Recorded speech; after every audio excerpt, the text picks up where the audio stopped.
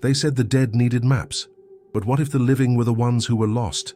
Hidden beneath the coffin lids of ancient tombs lies a secret older than any religion. A forbidden Egyptian book known as the Book of Two Ways explained. Scholars call it the world's first Egyptian afterlife map, but to those who understand its symbols, it's far more than that. It's not just a guide for the dead. It's the oldest escape plan ever written, a manual for the soul trapped in the illusion of life. Egypt's forbidden Book of Two Ways, the oldest map, out of the soul prison. This isn't mythology. This is technology. Egyptian consciousness technology so advanced that it blurs the line between science and spirit. Imagine discovering that your life, every thought and emotion, is part of a vast design, a labyrinth built to recycle consciousness again and again. The ancient Egypt secrets carved into those sarcophagi didn't speak of worship or judgment. They spoke of liberation. They whispered of fire and water, death and awakening, and the hidden path of the soul that leads beyond the reincarnation trap itself. What you're about to discover has been buried for 4,000 years, guarded by priests, hidden from kings, and banned by time. The forbidden knowledge Egypt encoded in this ancient text describes how to break the cycle, how to awaken from the soul prison Egypt we mistake for life. And once you see it, you can never go back, because this isn't just a story about the dead. It's a message to the living. If you've ever felt that strange pull, that quiet sense that there's something beyond the ordinary, this video is your initiation. Stay until the end, and you'll see how the Book of Two Ways may not just reveal what happens after death, but what you're truly capable of while alive. Make sure to subscribe, turn on notifications, and join this journey, because once you begin to read the map begins to read you. Every journey begins in the dark, and in ancient Egypt, that darkness wasn't a metaphor. It was the starting point of a forbidden initiation. Beneath the sarcophagus lid, hidden in plain sight, the priests of occult Egypt carved what scholars now call the Book of Two Ways explained. But this wasn't decoration. It was an esoteric Egypt map, an ancient Egyptian magic inscription that charted the path of the soul through the underworld. Imagine lying inside a coffin, surrounded not by prayers for peace, but by coordinates meant to guide your consciousness after death. Those lines and figures were a forbidden Egyptian book, the first Egyptian afterlife map. Discovered in the tombs of Deir el-Bersha, these mysterious carvings belong to the Middle Kingdom, a time when spirituality became geometry and myth turned into instruction. The Book of the Dead versus Book of Two Ways debate misses a crucial point. This one wasn't about appeasing gods, it was about escaping them. The ancient Egypt secrets encoded in those diagrams whisper of a system designed not for worship, but for liberation. Beneath the paint and hieroglyphs lay a hidden Egyptian knowledge, the first attempt to map consciousness itself. To the untrained eye, the images appear as random lines crossing a coffin's surface. But those who study Egyptian occult symbolism recognize them as a map of the afterlife, a literal blueprint of the Egyptian underworld map known as the Duat. The priests who carved it didn't work for pharaohs, they worked for the awakened. Each symbol was a password, each shape a frequency. The secret of the Duat wasn't about judgment, it was about orientation. It told the soul which corridor led to freedom and which to the reincarnation trap. And that's where the real terror begins. If the soul could truly navigate its way out, what does that say about life itself? The soul prison Egypt theory suggests that human existence is part of a cyclical maze, a design of confinement hidden behind divine iconography. Those who found the lost Book of Egypt were staring not at mythology, but at cosmic architecture. The body was a tomb, the world a labyrinth, and the map, it wasn't meant for gods. It was a rebellion against them. The priests knew this. They encoded their defiance within the coffin walls, carving a path of the soul that bypassed the judgment halls of Osiris. To speak those inscriptions aloud was to activate what modern mystics might call Egyptian consciousness technology. Every glyph vibrated like a key unlocking deeper states of awareness. Some believe this was an early form of spiritual cartography, an attempt to merge ritual and consciousness, the earliest manual of awakening from the soul prison. But the danger of such knowledge is as real now as it was then. Those who touched the forbidden knowledge Egypt without preparation risked madness. Ancient initiates were purified through fasting, sound, and light deprivation before even hearing the teachings. They didn't study, they transformed. What we now read in museums was once a living initiation, a death and rebirth ritual designed to dismantle the ego and reveal the esoteric map of the soul beneath it. And yet, even buried for millennia, the mystical ancient Egypt wisdom still calls to those who listen. The Hermetic Egypt tradition later inherited its symbols, reinterpreting them through ancient Gnostic wisdom and forbidden esoteric philosophy. The map beneath the sarcophagus was more than art. It was a mirror, and as with every mirror, those who stare too long might see beyond their reflection. Beyond that threshold, another mystery waits, one where two paths diverge, a path of fire and a path of water. In the fading twilight of Egypt's Middle Kingdom, a revelation was carved into wood and limestone, a revelation so old that it redefined death itself. They called it the Book of Two Ways, and it predated every scripture of the afterlife we know. While others wrote prayers to appease gods, these priests encoded directions to outsmart them. The Book of Two Ways explained that death wasn't an end, but a crossing. To those who understood, it was the earliest form of Egyptian afterlife map, a guide to liberation from the soul prison Egypt had hidden in plain sight. Dating back almost 4,000 years, this forbidden Egyptian book represented the first attempt to design what modern thinkers might call a spiritual navigation system. The ancient initiates saw existence as a series of veils, and the map showed how to pierce them. It wasn't a tale of judgment, it was a path of the soul toward the realm of Osiris, the Lord of Resurrection. Its diagrams weren't symbolic alone, they were coordinates of consciousness, a literal map of the afterlife that only the trained mind could follow. The two ways themselves, the path of fire and the path of water, were not metaphors, they were states of transformation. The fire burned away illusion, the water dissolved identity. Together, they described what we now might call a death and rebirth ritual. The occult Egypt priests understood that before reaching Rostau, the gateway to Osiris's domain, one had to pass through the elements themselves. These paths were not roads in the sand, but vibrations of awareness within the Egyptian underworld map, known as the Duat. To walk these paths meant confronting one's own fragmentation. The Osiris resurrection mystery wasn't just about a god, it was about humanity itself. Fire was the ordeal of ego death, water the surrender to unity. Both were needed for the occult resurrection to occur. The initiate had to die symbolically, shedding attachments, memories, and illusions to resurrect as pure consciousness. The ancient initiation mysteries of Egypt encoded this within their geometry, their chants, and their hidden Egyptian knowledge of vibration and light. The priests called this duality the trial of the soul. In Gnostic Egypt, it mirrored the polarity of spirit and matter, a secret that would echo through Hermetic awakening and later esoteric traditions. Each path was a mirror to the other, each death a doorway. The forbidden knowledge Egypt revealed that only by mastering both could one reach Rostau, the hidden chamber beyond time. There, Osiris waited, not as a judge, but as the reflection of one's true self. This was not a belief system, it was an experiment in consciousness. The ancient Egyptian magic embedded in these texts invited the initiate to test reality itself. The priests believed that through sound, breath, and light, one could activate Egyptian consciousness technology, internal mechanisms capable of opening gateways in the mind. These were the origins of what we might now call spiritual awakening Egypt, the first recorded exploration of the psyche's geography. The mystery schools of Egypt didn't worship, they navigated, and so the two ways were born, the fiery path of awakening and the watery path of dissolution. Those who truly saw them realized they weren't just routes through death, but through life itself. Every moment offered a choice between awakening and sleep, liberation and recurrence. And yet, for those brave enough to look deeper, the question remained, where do these paths truly lead? The next secret lies in what those priests discovered, not in matter but in mind, in the maps of the non-physical world that awaited them beyond the veil. To read the Book of Two Ways was not merely to study an artifact, it was to awaken a forgotten Egyptian consciousness technology.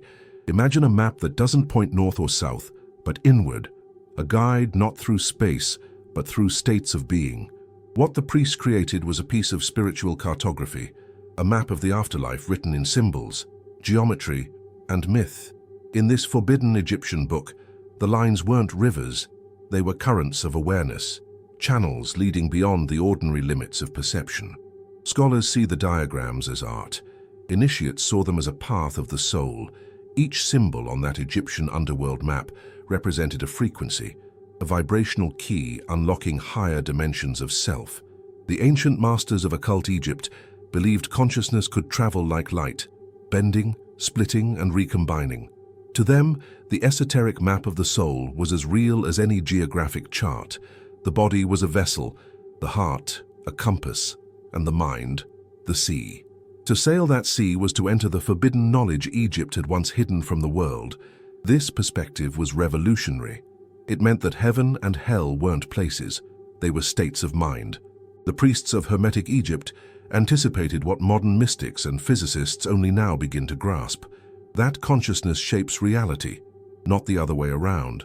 They knew that to ascend the Egyptian afterlife map, one didn't need to die, one needed to awaken.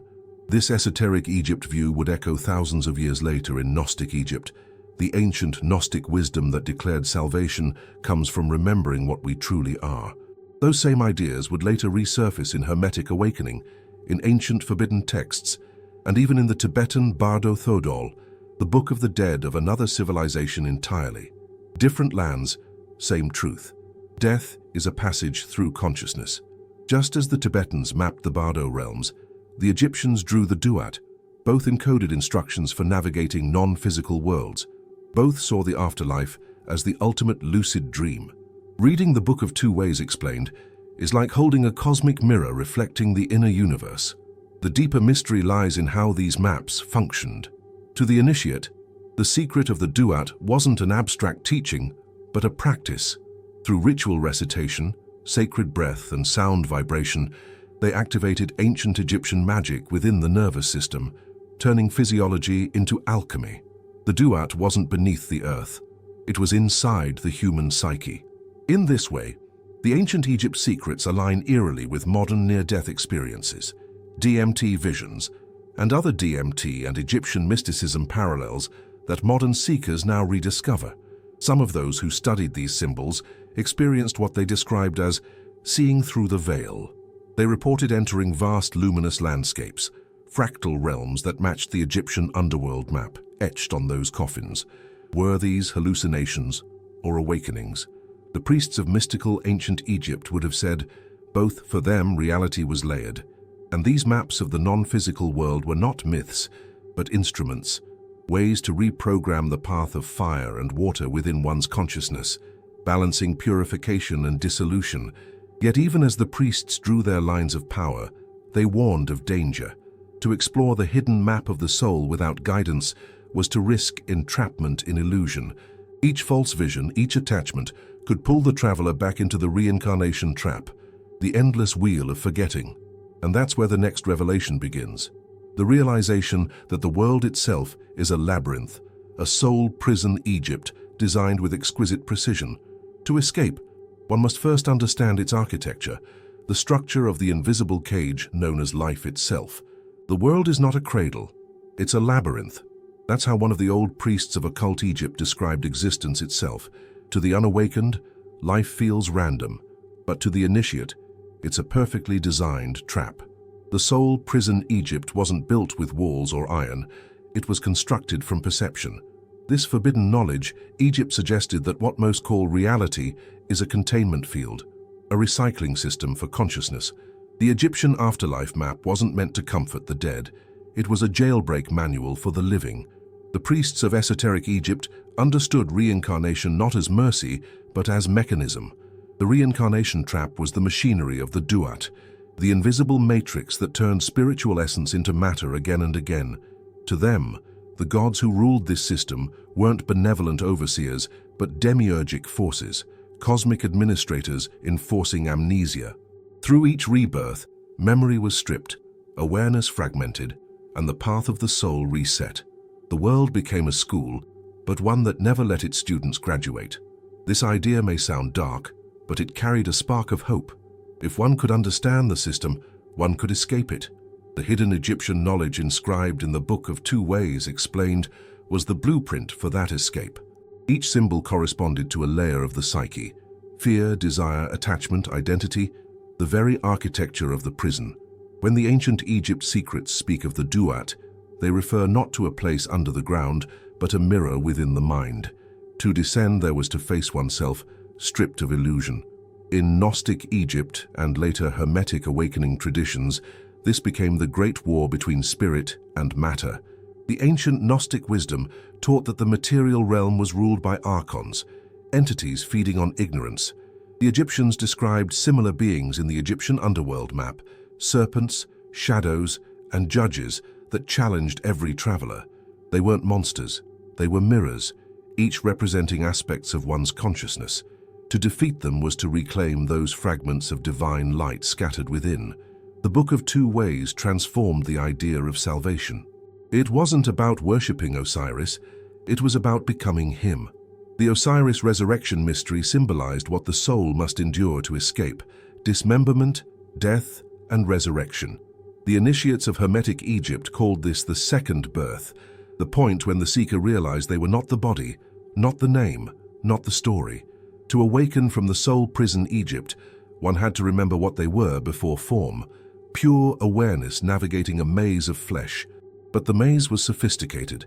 Each emotion, each attachment, was a thread woven into its structure.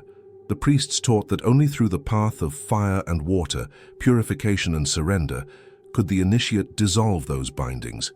The death and rebirth ritual wasn't symbolic alone, it was psychological engineering. Through fasting, silence, and dream work, they attempted to hack the reincarnation mechanism itself. In this sense, Egypt's mysteries were the earliest experiments in Egyptian consciousness technology, the science of escaping the mind's architecture. And yet, even the awakened risked being drawn back in. The mystical ancient Egypt texts warn of subtle traps: pride, fear of oblivion, fascination with power. Each was another gate in the Egyptian underworld map, guarded by forces that tested readiness.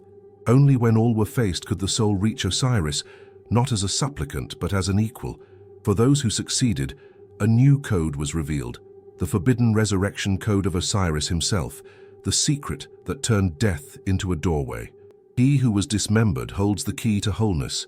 That line captures the essence of the Osiris resurrection mystery, the sacred paradox at the heart of ancient Egypt's secrets.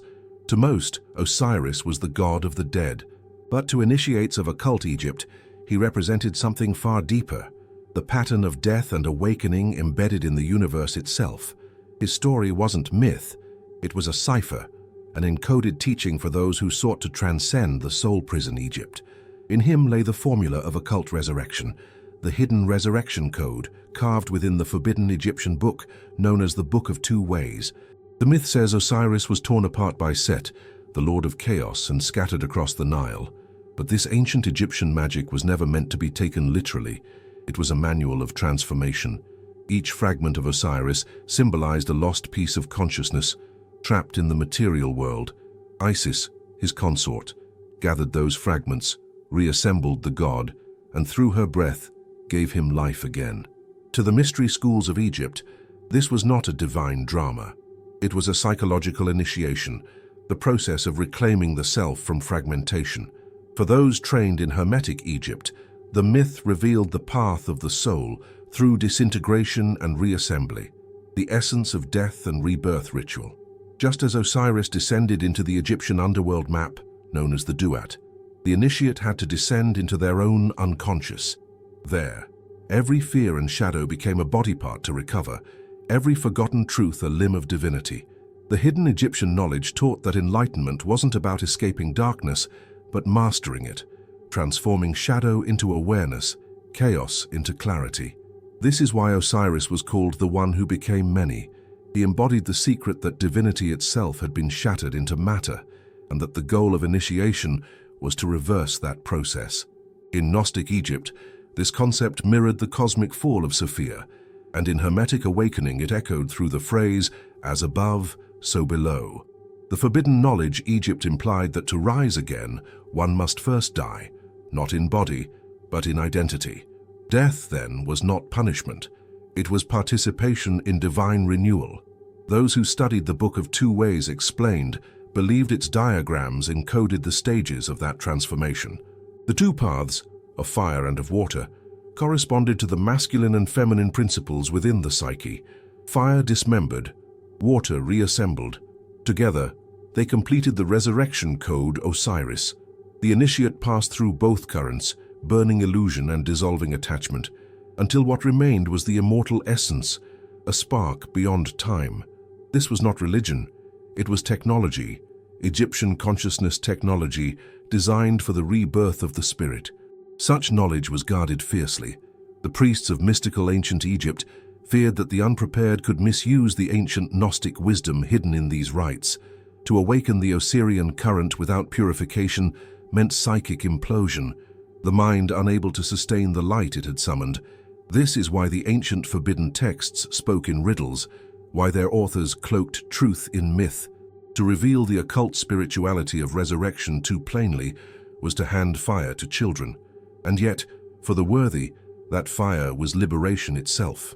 When the initiate completed the Osirian passage, something irreversible occurred. The illusion of separation collapsed. Death lost its meaning. The initiate no longer feared the duat. They became part of it. In the next stage of the journey, they would meet its guardians, the keepers of threshold and name, those who tested purity through vibration and sound. For beyond Osiris's realm, the soul would face the gatekeepers of the duat, entities that held the keys to the next world and to the next awakening. Every passage is guarded by names, and names are weapons. That was the first warning given to initiates of occult Egypt as they prepared to descend into the Egyptian underworld map known as the duat. To most, these gates were fables, but to those trained in the mystery schools of Egypt, they represented stages of consciousness. Each threshold marked the crossing between frequencies of reality. The guardians, serpent gods, shadow beings, luminous judges, were not creatures of myth, but projections of the psyche. The Book of Two Ways explained that to pass each gate, one had to recognize and command the forces within oneself. The forbidden Egyptian book detailed 42 judges, archetypes that tested purity of intention and alignment of thought. In esoteric Egypt, these weren't moral figures, but energetic frequencies, representing psychological integrity. To face them was to confront every distortion of the self. The initiate would speak secret words, ancient Egyptian magic phrases encoded with vibration. Each name carried power, a sound resonance that shifted the fabric of consciousness. This was the true secret of the duat: sound as technology, speech as transformation. In Hermetic Egypt, the belief was clear. The universe was spoken into existence. To know the correct vibration was to reshape reality. The priest saw language as circuitry, a tool of Egyptian consciousness technology. The forbidden knowledge Egypt warned that misuse of this power could shatter the mind, while proper use could open gates to spiritual awakening Egypt. Thus, initiates learned the art of vibration, chant, and sacred silence, understanding that every tone created a ripple across the dimensions of being, every word a path through the map of the afterlife. Each guardian represented an aspect of the initiate's internal world. The serpents of flame embodied fear, the shadow judges embodied guilt. To pass them, one didn't fight, one integrated. The occult spirituality of the Book of Two Ways taught that resistance bound the traveler, but awareness freed them. This was psychological alchemy disguised as theology. The duat was never beneath the ground. It was within the nervous system, mapped through symbols, names, and vibrations that mirrored the architecture of the hidden map of the soul. Some initiates trained for years before facing the gates. They fasted, meditated, and learned to dream consciously. In trance, they rehearsed their responses to the keepers. If a serpent appeared, they greeted it by name. If a shadow arose, they offered it light. This was the path of the soul through the Egyptian afterlife map, not a journey of conquest, but of reconciliation. To defeat the gatekeepers was not to destroy them, but to recognize that they were never separate from the traveler. In mystical ancient Egypt, mastery meant unity. Even the gods were bound by these laws. Osiris himself had once faced the gate of dismemberment. Thoth had spoken his own name to rise above illusion. The initiates learned that knowing one's true name, the resurrection code Osiris, granted sovereignty over the duat. That secret was passed only to those who completed the death and rebirth ritual without corruption of ego. In that moment, the initiate became the gate, both guardian and traveler, both serpent and flame. The ancient initiation mysteries called this walking through oneself, but the deeper mystery remained hidden behind geometry. The priests hinted that each gate, each vibration formed part of a greater pattern, a cosmic diagram that mirrored the double path of existence. The ancient Gnostic wisdom and Hermetic Egypt alike described it as a divine architecture, a network connecting fire and water, life and death, ascent and descent. To truly understand the duat, one had to see its structure, the forbidden geometry of the two ways, the next revelation in the soul's unfolding. Those who mapped the invisible world understood the mathematics of the soul. That phrase alone encapsulates the genius and danger behind the Book of Two Ways explained. To most, it looked like a tangle of lines. To the initiates of occult Egypt, it was divine architecture, an Egyptian afterlife map encoded in geometry. The priests believed that consciousness itself followed mathematical patterns, that enlightenment was a process of alignment. The Forbidden Egyptian book represented the earliest attempt to express spiritual cartography as design, to translate inner experience into sacred form.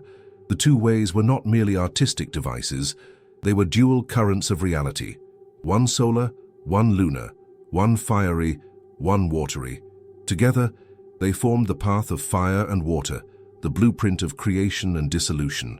The ancient Egypt secrets held that these paths mirrored the nervous system, the twin channels of human energy that later yogic traditions would call Ida and Pingala. The esoteric Egypt priests taught that by balancing them, one could unlock the Egyptian consciousness technology latent within the body, bridging heaven and flesh. Each line, curve, and crossing point held symbolic function. The upper path, the solar, represented ascent through awareness, illumination, and the masculine principle. The lower path, the lunar, symbolized surrender, emotion, and the feminine current. The hidden map of the soul united both in the middle chamber of equilibrium. This was the architecture of transcendence. The Egyptian underworld map was therefore not a guide to another realm, but to another state, a geometric meditation on how consciousness reintegrates with itself. When initiates meditated upon these lines, they were performing ancient Egyptian magic, tracing them with the mind's eye. They activated the forbidden knowledge Egypt buried within their psyche. The priests believed that the geometry itself emitted energy, vibrations resonating with divine order. In this sense, the Book of the Dead versus Book of Two Ways comparison misses the mark. While the former instructed souls to navigate judgment, the latter constructed the soul's escape route through pure form, an occult Egypt schematic for liberation. What fascinates modern scholars is how closely this geometry resembles later sacred diagrams. The Tree of Life in Kabbalah, the alchemical serpent, even the Hermetic awakening mandalas, all echo the forbidden geometry of the two ways. It's as if this ancient forbidden text planted the seed of ancient Gnostic wisdom that would flower millennia later across continents. The mystical ancient Egypt priests had discovered a universal pattern, consciousness reflected in geometry, reality expressed in balance between polarity and unity. This design also foreshadowed modern physics, the quantum dance of duality, fire and water, wave and particle, light and shadow, all mirrored the cosmic rhythm encoded in the esoteric map of the soul. The priests didn't separate science from spirit. For them, they were one continuum. The occult spirituality of Hermetic Egypt proposed that the universe itself was a projection of divine mathematics, a living mandala where form was prayer and geometry was consciousness crystallized. To know this pattern was to know oneself. And yet, some sought to do more than study the map. They sought to enter it, to walk its corridors consciously, to explore the Egyptian underworld map not in death, but in life. These were the adepts who defied the natural order, transforming the Book of Two Ways from a funerary artifact into a manual for awakening from the soul prison. They believed the path could be traversed through altered states, trance and vision. a DMT, and Egyptian mysticism experiment long before such terms existed, and so begins the story of the living who entered the map. Some refused to wait for death to begin the journey.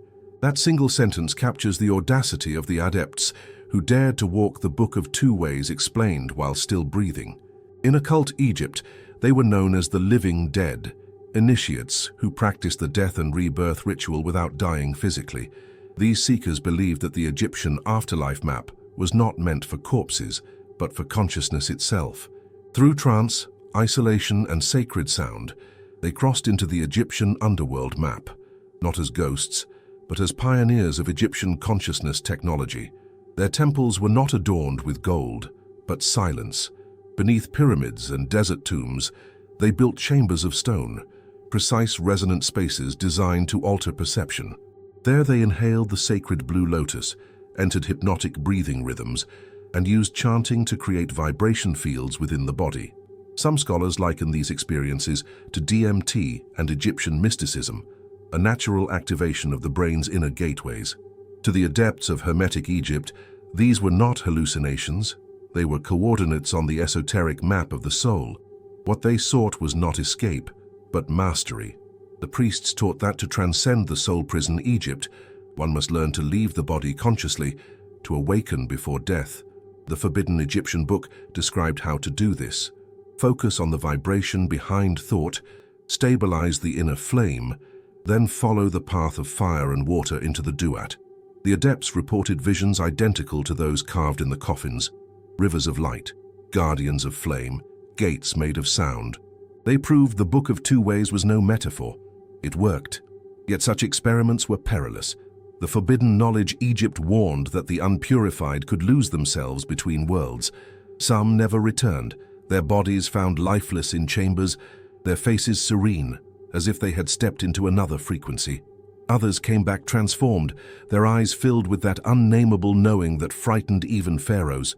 They spoke of ancient Egypt's secrets too vast for language, of hearing the hum of the universe, of watching thought weave reality in real time. They had touched the machinery of existence. In mystical ancient Egypt, these travelers were revered and feared. They claimed that the Book of the Dead versus Book of Two Ways were not opposites, but complementary manuals, one guiding souls after death, the other teaching the living to simulate death consciously. They described the Duat not as hell, but as the circuitry of creation. The path of the soul through it wasn't punishment, but passage, a journey through every layer of consciousness. The hidden map of the soul became a mirror for those brave enough to step beyond illusion. Some traditions suggest that even Osiris himself walked this path in life, that his resurrection was not an event, but a state he achieved through awareness. The adepts of ancient Gnostic wisdom saw him as the prototype of human awakening, the first to prove that death was a door, not an end. The occult spirituality of Hermetic Egypt insisted that we are fragments of Osiris scattered across lifetimes, destined to reassemble through remembrance. To die before dying was to recall that truth and dissolve the illusion of separation. But those who dared to enter the map learned something unsettling. Knowledge of the path changes the traveler forever. Once you've seen beyond the veil, you can never unsee.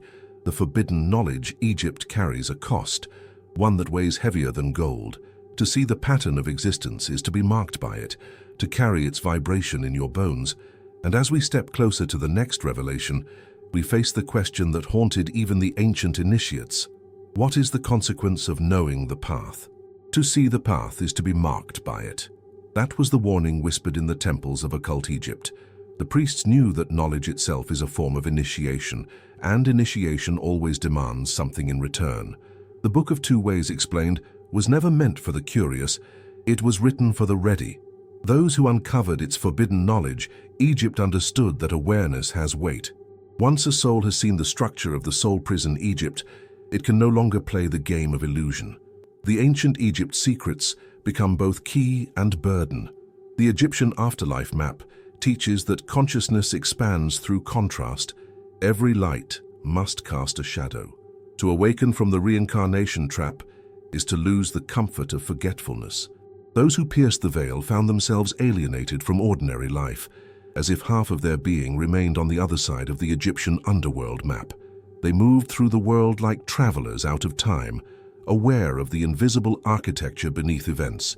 For them, every coincidence was a message, every dream a doorway, every silence a conversation with the Duat itself. Ancient initiates described a strange paradox. Awakening freed them, yet bound them to responsibility.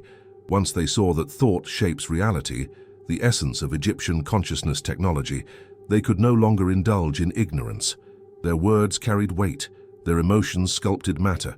To misuse such power was to risk collapse. The Forbidden Egyptian book cautioned that the unbalanced initiate might fracture the psyche, inviting what the priests called the echo of chaos, the reabsorption of awareness into the maze it tried to escape. This is why Hermetic Egypt insisted on purification before revelation. Every gatekeeper faced in the Egyptian underworld map was not an obstacle, but protection. The occult spirituality behind the Book of Two Ways ensured that only those who could withstand truth would find it. The ancient Gnostic wisdom echoed this.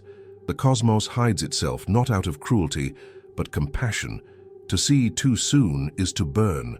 That is why the mystery schools of Egypt buried their teachings beneath myth, shielding humanity from unbearable clarity. Yet the danger was not only spiritual. Those who rediscovered fragments of the ancient forbidden texts in later ages often met persecution.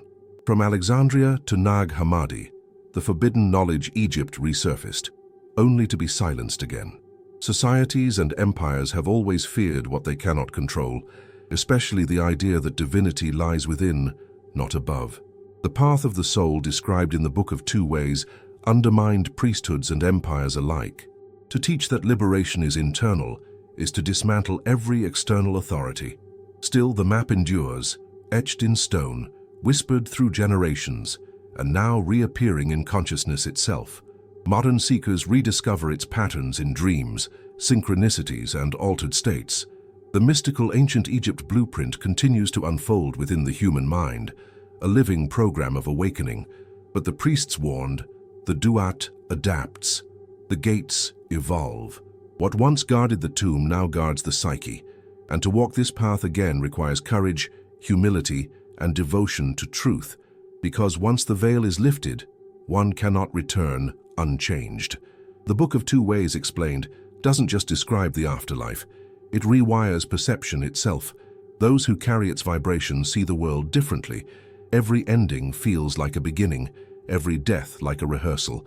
The mark of the initiate is recognition, knowing that the forbidden Egyptian book was never about death, but about rebirth, and that realization leads to the final revelation, that the map has returned, not in tombs, but within us. The next chapter begins with the return of the map. The two ways are not in the tombs anymore, they are within us. Those words echo like prophecy. After millennia of silence, the Book of Two Ways explained has resurfaced, not in stone, but in spirit. Humanity is once again decoding the forbidden Egyptian book, sensing that the ancient Egypt secrets were never about death, but awareness. The priests of occult Egypt foresaw this time, an age when the veil would thin, and consciousness itself would rediscover the hidden Egyptian knowledge buried in memory. The Egyptian afterlife map has become an inner landscape, awaiting exploration by modern souls ready to awaken.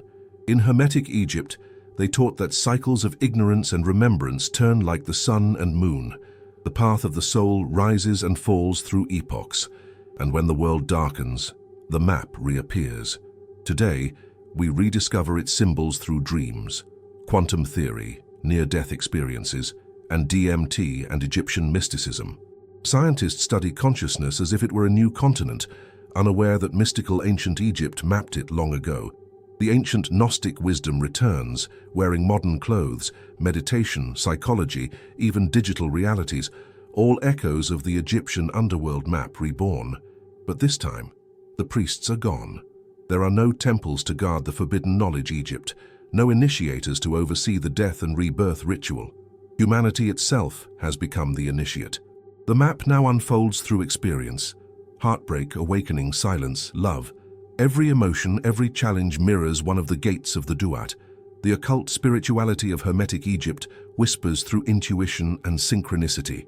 We no longer carve glyphs into sarcophagi, we carve awareness into our days, tracing the esoteric map of the soul with every conscious breath. Those who walk this new duat face the same tests as before.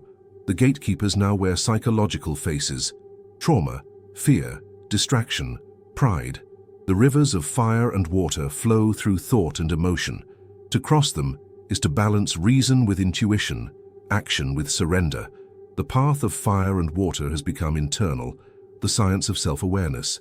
The Egyptian consciousness technology no longer hides in temples. It lives in mindfulness, in breathwork, in lucid presence. The Book of Two Ways has become a metaphor for awakening in the Age of Light. The Osiris resurrection mystery continues through each of us. Every heartbreak is dismemberment, every healing, resurrection. We gather our scattered fragments, the lost memories of divinity, and breathe life into them, as Isis once did for Osiris. This is the occult resurrection happening collectively, a global hermetic awakening. The ancient forbidden texts were never meant to stay buried. They were seeds, and we are the soil. The forbidden geometry of the two ways now pulses within our neural pathways, reminding us of what we've always known. Even the mystery schools of Egypt predicted this convergence, the moment when the human mind would rediscover its power to shape worlds. The hidden map of the soul has become the blueprint for evolution itself. As we merge science with spirit, the forbidden knowledge Egypt reveals itself as a universal constant, consciousness seeking to remember its origin. Each of us now walks our own duat, decoding symbols through experience, rediscovering ancient Egyptian magic in the mundane. The tomb has become the classroom, life, the initiation. And so the journey circles back to its beginning. The Book of the Dead versus Book of Two Ways were never opposites. One taught how to die well, the other, how to live awake. Both were fragments of a single truth, that liberation lies in remembering. For those who dare to look within, the ancient Egypt's secrets still whisper beneath the skin of time. The question remains as it did 4,000 years ago. Which path will you walk? The fiery ascent or the watery dissolution? For only those who die before they die will find the way out of the soul prison Egypt. So now you know, the Book of Two Ways Explained wasn't just a relic of ancient Egypt's secrets. It was a mirror. It showed the soul not where to go after death, but how to awaken inside life.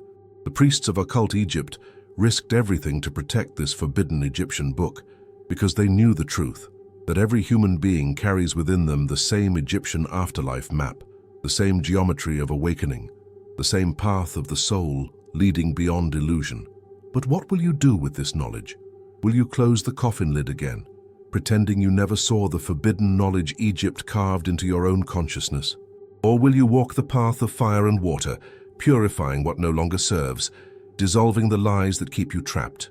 The soul prison Egypt still exists, not in tombs, but in thoughts.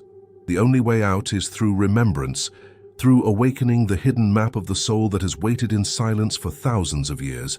Every ending is an invitation to begin again. The Book of Two Ways was never about the dead. It was a manual for the living. It asks only one question. Which path will you walk? The fiery one of awareness or the watery one of surrender? Both lead to the same truth, the resurrection code, Osiris within you. But you must choose to take the first step. So tell me, do you feel it? That quiet pull in your chest, the call to remember who you are. Because the ancient Gnostic wisdom still whispers through your heartbeat. Die before you die, and you will never truly die.